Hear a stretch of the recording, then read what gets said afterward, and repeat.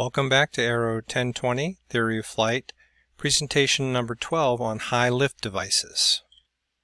Flaps are one way that we can increase lift, but how do flaps work? Well, flaps increase the camber of the wing, and we learned in previous presentations that the shape of the wing, or the camber of the wing, actually acts to increase lift. Some flaps also increase the surface area of the wing, and we also learned in previous presentations about the lift equation. And a critical piece of the lift equation is the surface area of the wing. The bigger the wing, the more lift the wing creates. So with flaps, we can produce more lift at slower airspeeds. What are the advantages then of flaps? Well, flaps allow us to take off and land at slower airspeeds. And the more drag created by flaps, the steeper we can descend without increasing airspeed. It also allows us to reduce the length of our takeoff and landing rolls. Here's an example of the simplest flap, the plane flap. And as you can see, the flap is just on a hinge, and when you extend the flap, it just moves the flap down. So again, the plane flap is the simplest flap design. It's limited though in the amount of lift created. Air that moves over the wing loses energy and starts to separate from the surface. The plane flap makes the separation worse and creates a large wake behind the wing. But the drag does allow a steep descent to land without increasing airspeed. And here's a picture of the plane flap fully extended. So as you can see, it's just on a hinge, and extending the flap just lowers the flap down into the airstream below the wing. And you can see in this illustration that when you extend the plane flap, basically you are increasing the wake turbulence created behind the wing. The increased turbulence created behind the wing is what's creating the drag. The next example is the split flap, and here are two examples of the split flap on older vintage aircraft. You don't see split flaps on modern aircraft, and there are a couple of reasons for that. As you can see in this picture, the split flap, when it's not extended or when it's retracted, is actually flush with the wing. So split flaps are flush with the trailing edge of the wing when they are retracted, but when they are extended, the flaps actually lowered from the surface of the trailing edge of the wing. And they produce a little bit more lift than plane flaps, but like plane flaps, the split flap also creates a lot of drag by increasing the amount of turbulence behind the wing. However, this does allow for steep descents without a corresponding increase in the airspeed. And here's an example of a vintage aircraft with a split flap fully extended. So again, just like the plane flap, the split flap increases the amount of turbulence being created behind the wing, which is what creates that drag. The next type of flap is the slotted flap. And you can see in this example, this is an aircraft with a slotted flap. You can see when the flap is down, there is a slot that opens up between the trailing edge of the wing and the leading edge of the flap. Slotted flaps are actually the most common flap that you'll see on small and large aircraft.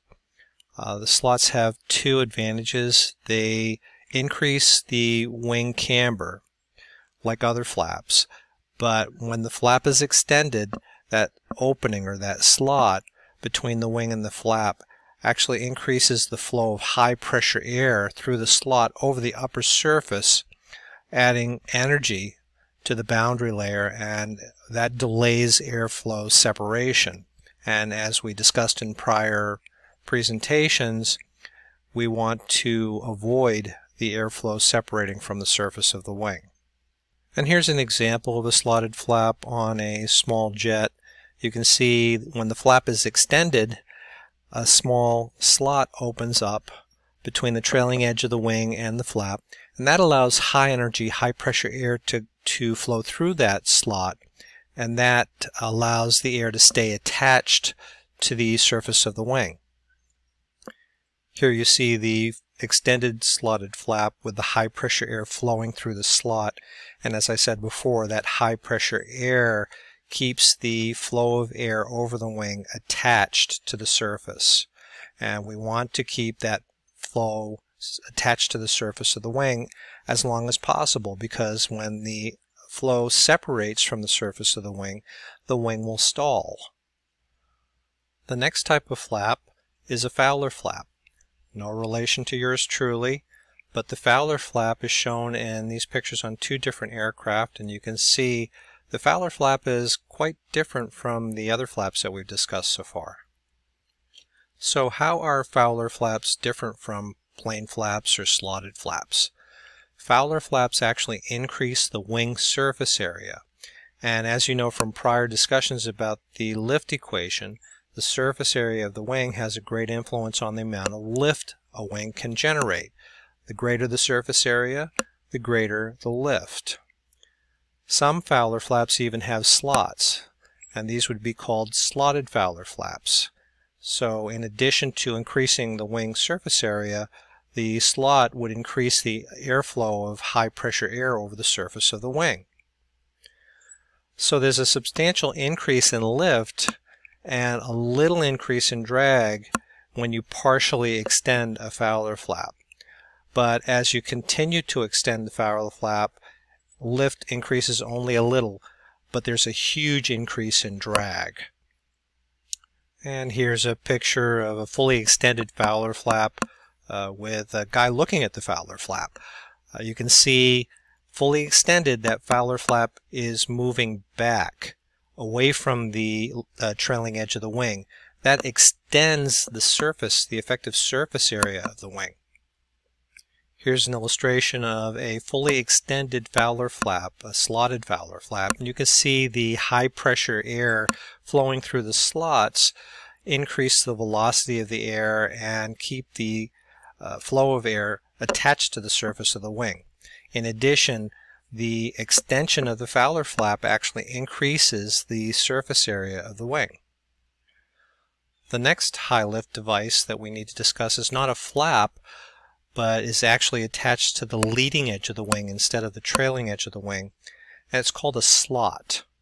You can see a picture of a slotted wing here on a Wilga. Slots are fixed to the leading edge of the wing, and they are a device that will allow for short takeoff and landing speeds, or STOL. Most general aviation aircraft, as you know from prior presentations, stall at a critical angle of attack. So that's when the stall will occur, is when the angle of attack reaches a critical angle of attack. And that typically is around 15 to 17 degrees of nose-up pitch. The slots actually delay the stall by increasing the critical angle of attack. Slots allow high pressure air to flow from the bottom of the wing and be directed over the top of the wing. That adds energy, and it keeps the air flowing over the top of the wing attached to the surface longer. This delays the stall, increases the critical angle of attack. The disadvantage of a slot is it's always open. It's fixed and it's always open, so it creates some drag. So that drag is always present. Now here's a good video that demonstrates an aircraft that has slots installed on the leading edge of the wing. The person in the video keeps saying slat. Remember, it's not a slat. We'll describe slats later. These are slots. Okay, here we are in front of Zenith Aircraft Company with the Stoll CH-750, and our new cruiser CH-750 aircraft. Now obviously with the cruiser airplane we know that it has a very different airfoil on it, optimized for cruise performance, and the STOL airplanes, they have their characteristic leading edge slat configuration. And on the new STOL CH-750, since we've introduced a cruiser, we've really worked hard at making it even more STOL, and we've repositioned the slats. Roger from the factory will explain to us a little bit about what we've done recently with it. Hi. What we've done is we repositioned the slats on the 750 STOL. The previous position was level with the bottom of the wing.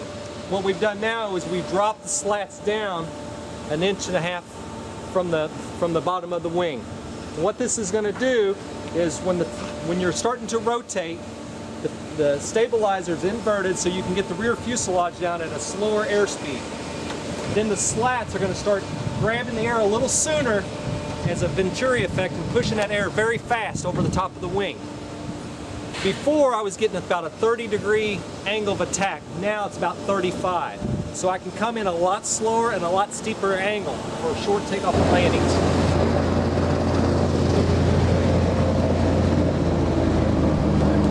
Well, let's take this out flying with the new slat position to demonstrate some of the good short takeoff and landing capabilities that this Zenith STOL CH-750 has.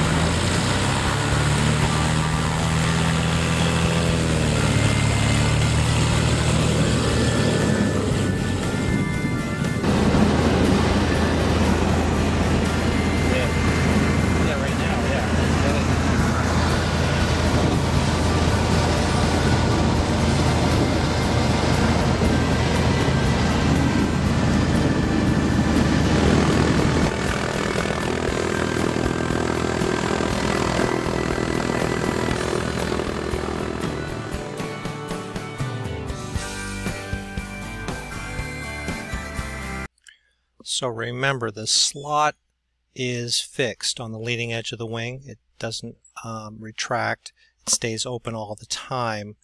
The advantage is the increased flow of high pressure air over the wing, keeping it attached for a longer time, allowing the critical angle of attack to be increased and delaying the stall.